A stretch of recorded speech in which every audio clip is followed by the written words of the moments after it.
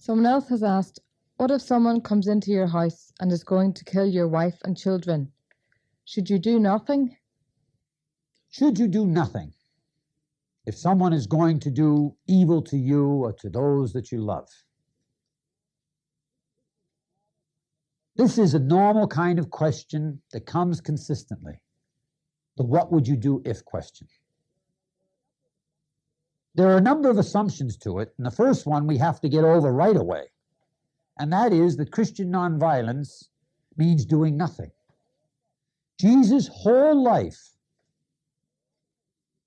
is active resistance against evil in the way that he believes evil, in the only way that evil can be overcome, by the power that he represents. He is not doing nothing. When we say that Jesus' way is doing nothing, what that means is we have reached the point in our spiritual and our human consciousness that what we're saying is, if we do not have the power of violence, we have no power. And that's just wrong from all that we talked about in the previous conferences. Jesus does not call the Christian to stand by and let evil run rampant across the world. That is absolutely clear. The Christian, the one who is baptized into Christ, is committed to actively confronting evil, but confronting it with the power of Christ, the power of God, the power of love, in a different way than others confront evil. And so the question, what would you do if, or what would I do if someone came in and was going to kill my wife and children and so forth, and I could kill them, or they could kill, or they would kill, what would I do? Would I kill them or not?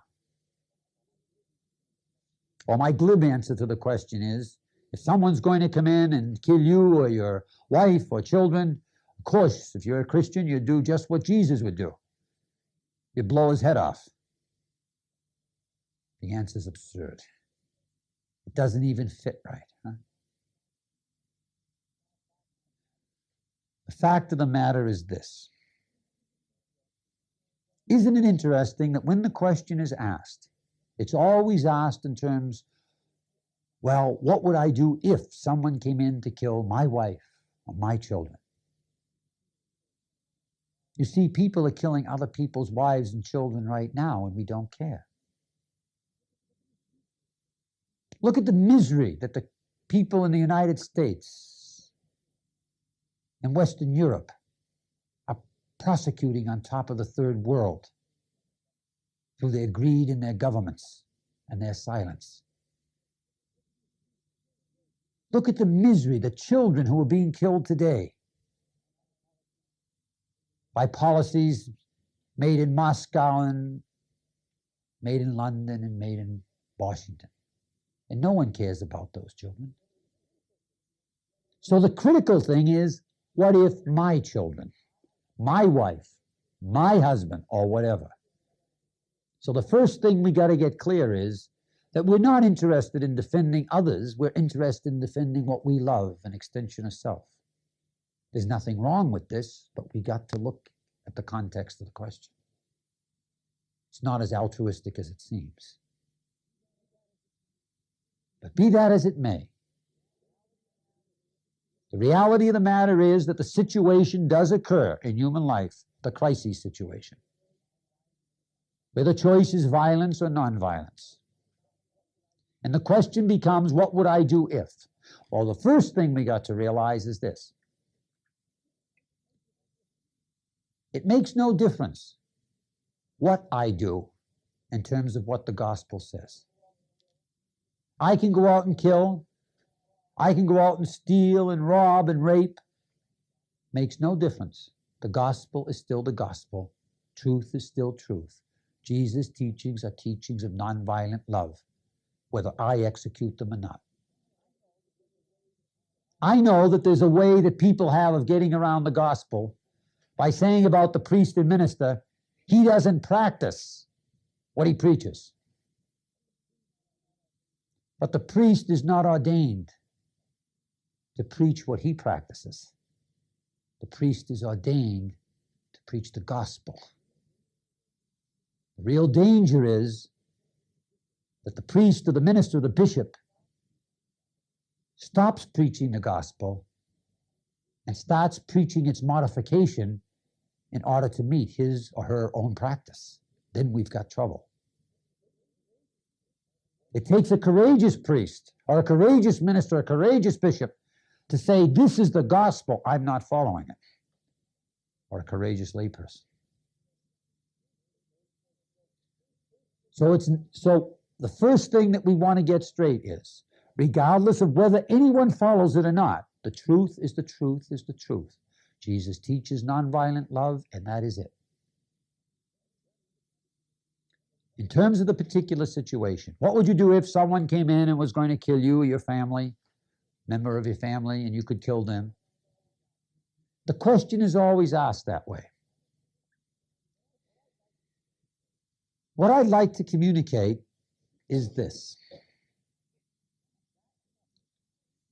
That method of trying to understand how to live life is wrong. It's an illusion. It's no way to understand the teachings of Jesus to say, what if this, and this? Now what would you do if you were a Christian? Why? Because in every human situation that we encounter, every single one, there are an infinite number of variables that are taking place. In any given 1-minute encounter with a human being, we could write a book of 10 or 20,000 pages describing the facts that were in that situation. As we look out, we take in the whole 180 degrees. And then through habits of thought, we selectively concentrate on a few. But we're taking in everything. What we concentrate on is not what's there, it's only a piece of what's there. This is of critical importance. Because when someone says, what if someone came into your house and was going to kill your wife and they had a gun and you could reach down and grab a gun and you could kill them? They are giving you a tiny little piece of what the fact situation was. They're giving you 5 or 10 or 100 variables out of hundreds of millions of variables in the situation that you can act with. I say that only as reality. Casualty as a way of doing ethics is invalid, at least as a way of doing Christian ethics. For it's the setting up of an illusionary world of a minimal number of facts that are only a small number in a whole panoply of facts, and then asking what would you do with them. Facts that every instant are changing. All right. I say that just to be clear that in order to be a Christian, one has to be a realist. Secondly, very, very important to get this straight, not only in terms of violence and nonviolence in the gospel, but for the whole life. People do not act in crisis situations, for the most part, any differently than they act day in and day out in common affairs. If day in and day out, I am becoming conscious of and responding as a creature of selective perception, living out of a spirit, of revenge, retaliation, taking care of number one, being first, fear, whatever the case may be, if that's the way I live in common affairs, that's how I will live in the crisis situation when the pressure is put on. We are creatures of selective perception, which we nurture. On the other hand, if day in and day out, I have put on the mind of Christ, Abba, God is mercy, and I am constantly looking for openings to do mercy, to be kind, to be gentle, to return good for evil, then in the crisis situation, there'll be a chance that I'll do that. So we develop what we see depending upon what our motivation is and what our habits that are built on that motivation is. For example, you find an exquisite soccer player, and you're looking at the game, you're even looking at it from above, and you'd say, how did he find that opening? How did he do that?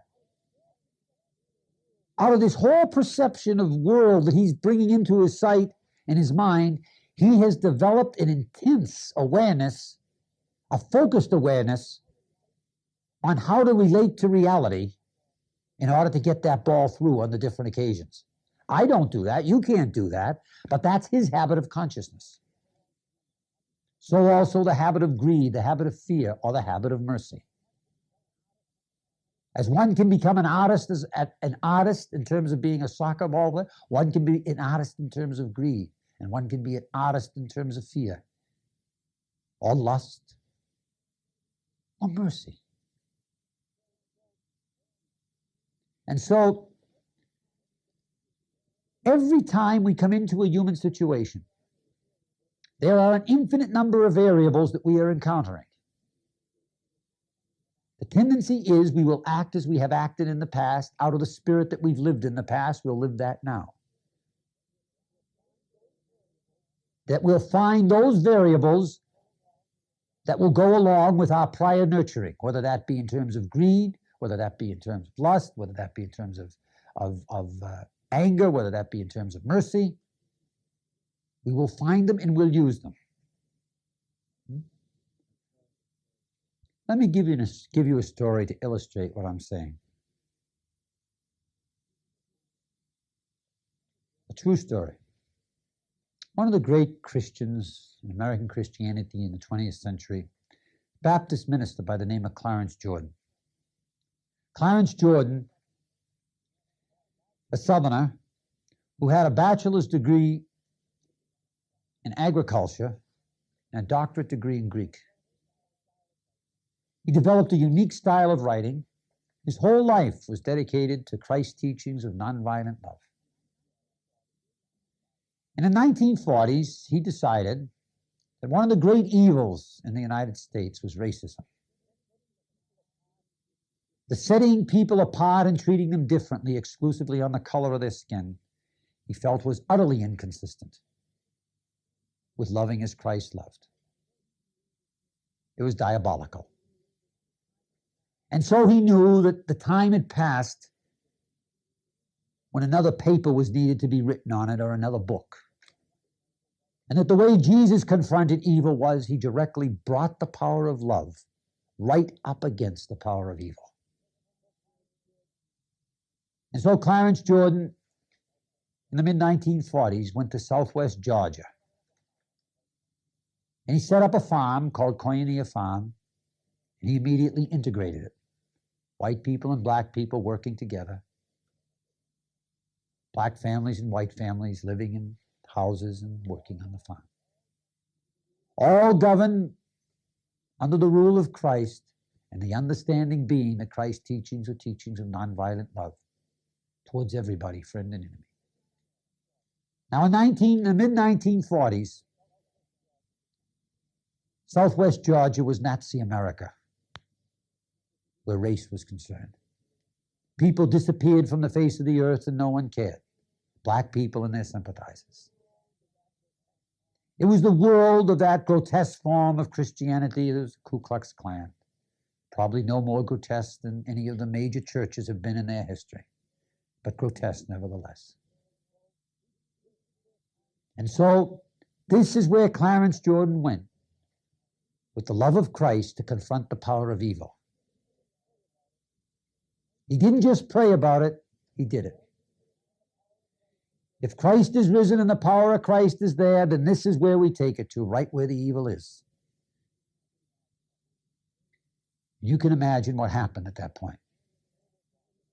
There were burnings, there were bombings, there were beatings, huh? But the principle was always the same, huh? That one related as Christ would relate, not only to people outside the community, but to people internal to the community, husbands, wives, co-workers, and so forth. This was the life. This was the Christian life. And things went from bad to worse, as you can imagine, huh? The churches in Albany and around utterly disowned them. But somehow, the farm managed to survive. Somehow, they got enough crops out, enough food, and so forth. And so what took place was that after about 8 years of this, something happened that had never happened before. One Thursday night, I believe it was, about midnight, cars drove into the housing quarters of the farm, and they machine gunned the housing area, just missing the killing of children and everybody, arbitrarily machine gunned and drove away. And of course, this created total terror, total terror. Out in the middle of nowhere, knowing that people want you dead and no one cares about you, they really wish you weren't there. Hated by the community, and now you're being machine gunned. And so Jordan went down the next day to the churches in Albany and various places and told them what is happening. You know what they told them? You're going to get these people killed. Unless you get the blacks out of there, you're going to get these people killed. He hasn't pulled the trigger. He's living a nonviolent life, and he's going to get them killed. Nothing said about those that are machine gunning. And of course, he knew then, and the community knew they were alone. The next Thursday night, about midnight, soon after, the same thing happened again. And now we're dealing with total terror.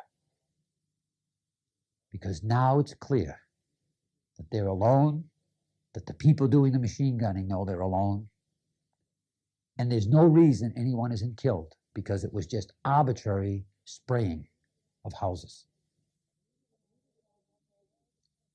I believe it went on one more week, and all the questions that any one of us would imagine had occurred there.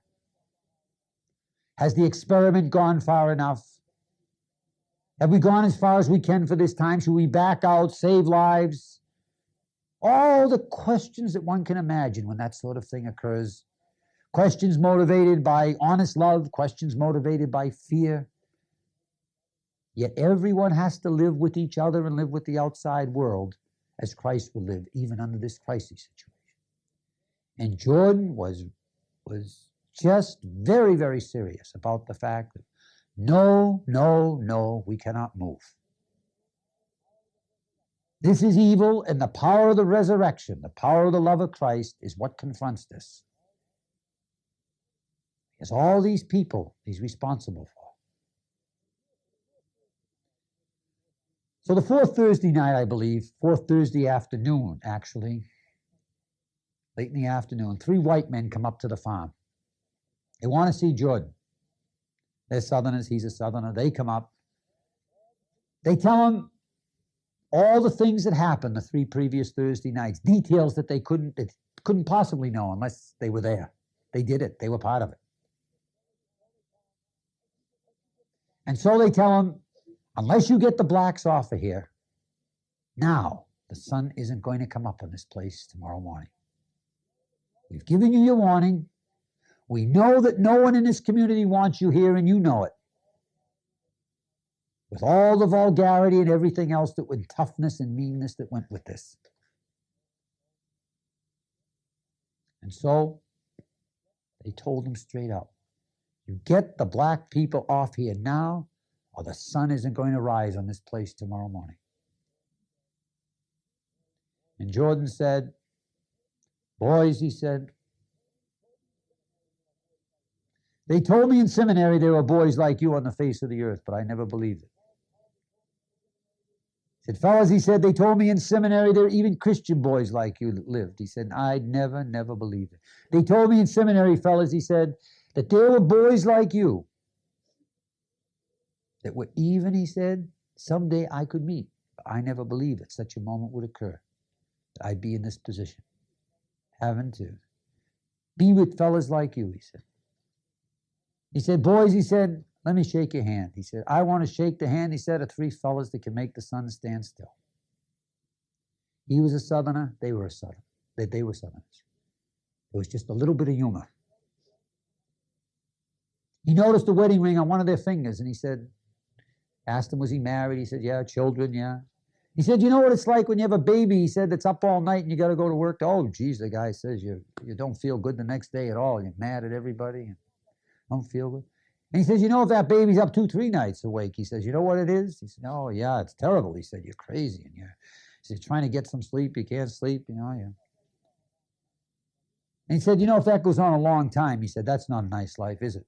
No, no, it isn't. He says, you know, any time in that kind of life, he said, that would happen, he said, and you could get an hour's sleep, he said, you're happy for an hour or two sleep in the middle of when a baby's sick like that. Oh, of course, yes. Huh? He said, well, look, fellas, he said, we got a family here that has a little baby. The little baby, he said, doesn't seem to get better. You know, it seems to get better, and then it goes back, he said. He said, the mommy and the daddy, he said, they're up 3 nights in a row. Then the baby's fine for 2 nights. Then it's up 2 more nights, and then they're up 2 more nights, and then 3 nights. And it's been going on this way for months. That's a terrible situation, isn't it? He said, they got to go out and work the next day. I said, oh, that's terrible.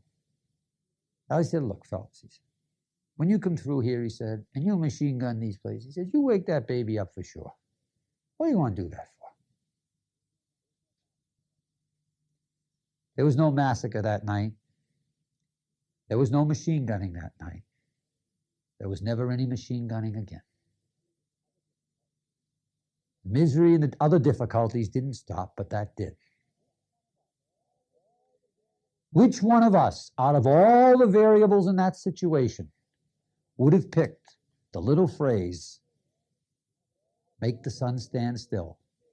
And out of all the millions of variables in that situation, would have picked the wedding ring on the finger and creatively worked with it to reconcile? That power comes from being faithful in little things.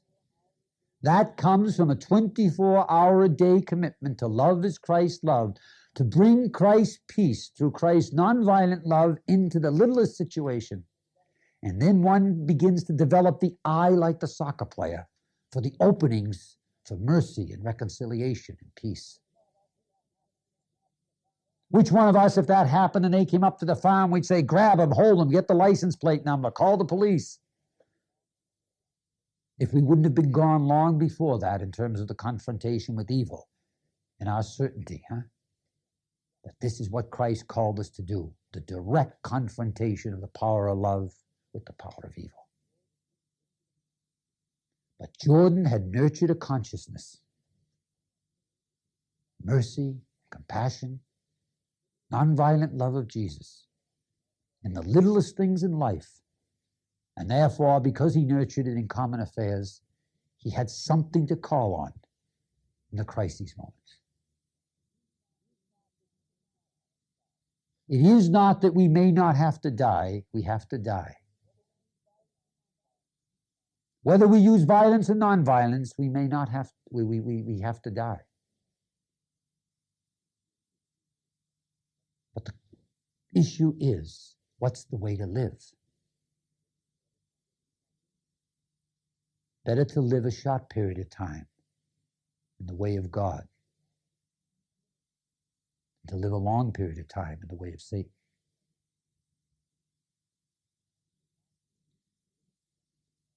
The fact is, this is what the Christian is called to do. Not to stand back and to do nothing in the face of evil, but to actively resist evil by bringing the power of Christ to it.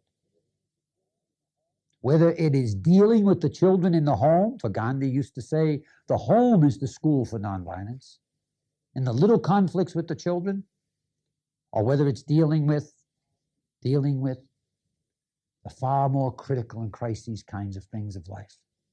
But one thing is for sure. If we do not bring to the little conflict with the children and the husband and the wife and the brother and the sister at home the Spirit of Christ, there is no possibility that we're going to bring it to the crisis situation. The choice, as Gandhi made the point, is not when war breaks out, I am nonviolent or I am a pacifist. Gandhi was quite clear. The one who becomes a pacifist at the moment when war breaks out is a fraud. He or she has been living the entire lifestyle that has created the war, and now they're going to back away from defending what they've been living off of. No, the commitment of Jesus Christ to nonviolent love is not a political tactic. It is a way of life, is a mind style brought to every instance of life. It has power in the crisis situations, just like any other activity has power in a crisis situation, because you have nurtured it in the little things of life. Violence is the same way. One is competent in violence in the crisis situation because he or she has nurtured it in the smaller kinds of activities and disciplines that are necessary. So there is a choice, not about what to do in the crisis situation. That will follow. The choice is how to use the little moments of life, the little conflicts of life, how to respond to them. Whether to ask the question, what would Jesus do here? Or not ask the question and simply respond as culture says to respond. Jesus does not let and ask that we allow evil to run rampant. His whole life is dedicated to the concrete resistance of evil. But there is a choice of means that we resist evil with.